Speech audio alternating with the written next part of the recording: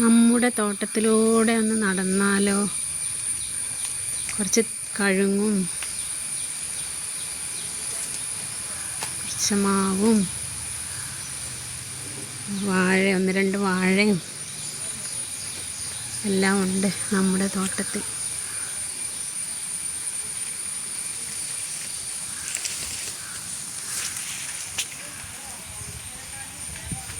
പിന്നെ 2 വർഷത്തോളമായി നമ്മൾ നട്ടിട്ടുള്ള ഒരു പ്ലാവുണ്ട്.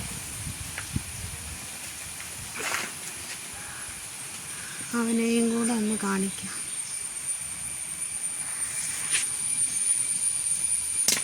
രണ്ട് 3 ചക്കയൊക്കെ ഉണ്ടായിരുന്നു.